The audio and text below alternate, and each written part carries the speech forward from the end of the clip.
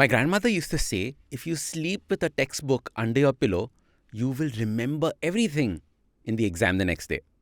I failed every single one of those exams. It doesn't work. But here are 3 habits that do work to improve your memory.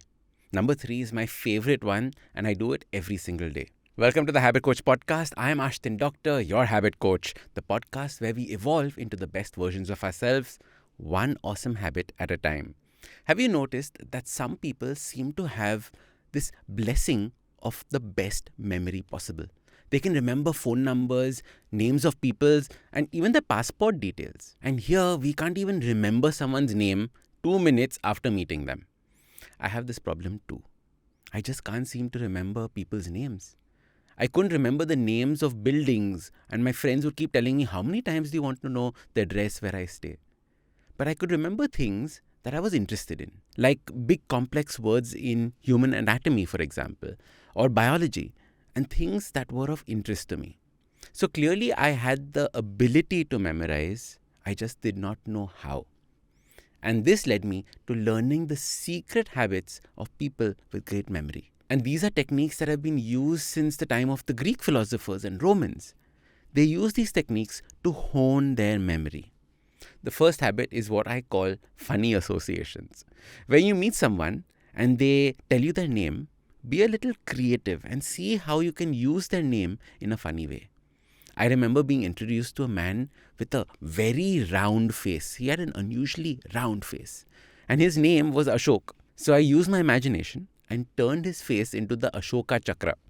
Now this is that blue wheel in the center of the Indian flag if you don't know what it is. When I met a guy called Peter, I kept imagining him with green tight pants on, just like Peter Pan. And in this way, you can create a number of funny, creative associations. When people hear my name, for example, they think of Ashton Kutcher and that 70s show. Now, the second habit to improve your memory is to create what people call a memory palace. Think of a place that you know very well, like your home or a city or a route that you take to work. Something that you can close your eyes and imagine very, very clearly. Now, plan a route through this place you know very well and identify special locations that you remember extremely well. These are going to be called loci. Now think of a list that you want to memorize. It could be a shopping list, for example. Now imagine each of those shopping list items at specific spots that you've chosen, basically those loci. So imagine entering the house and the doorknob that you're going to be using is a mushroom. You enter and the shoe rack is where potatoes are. Then you enter the living room and the flower vase has broccoli sprouting out from it. You go to the bathroom and there is milk coming out of the taps. Now when you go to the grocery store, all you have to do is walk through this memory palace. You start and you remember the mushrooms. Then you put your shoes away and you remember the potatoes. Then you see the broccoli in the living room and remember to pick that up. And finally you go and wash your hands and you realize that you have to pick up milk as well. Now this was a very basic example, but the same technique is used by people who win world records in memory competitions. The more you practice this technique, the easier it becomes. Make it a habit to try and remember lists in this way instead of relying on your note app in your phone. The third habit is something that produces a chemical called BDNF, Brain-derived neurotrophic factor. BDNF was a game changer when it was discovered. All this time, we believed that there was no way to grow the brain and its capacity. However, BDNF grows new brain cells, thus improving the efficiency of brain and its function. BDNF is produced when we do strenuous exercise. Exercise that is at least 80% of our heart rate. When we are pushing our body. And hence, just slow walks and slow cardio is not going to give you that BDNF benefit. You have to train your body at a higher pace to produce it.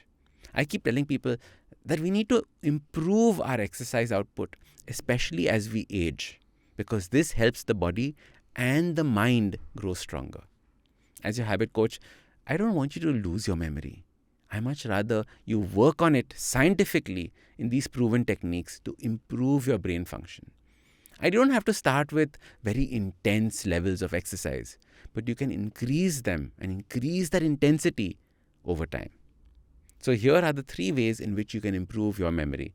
Start with making funny associations with people and their names. You can then learn to form memory palaces, to remember lists of things. And finally, exercise to produce BDNF to increase your brain's capacity. If you like this episode, don't forget to hit subscribe. Also, give us a rating. It really helps with people discovering the podcast. If you like podcasts like this, check out other interesting podcasts on the IVM network. You can also watch all the episodes on the Habit Coach Awesome 180 YouTube channel. Follow us on social media. We are at IVM Podcasts on Twitter, Facebook, Instagram, LinkedIn, everywhere. You can also reach out to me. I am Ashdin Doc at Twitter and Instagram. You can connect with me on my website, awesome180.com. You can also check out my 2 new books, Change Your Habits, Change Your Life, and the second, The Book of Good Habits for Kids. I am Ashdin Doctor, your habit coach. IVM.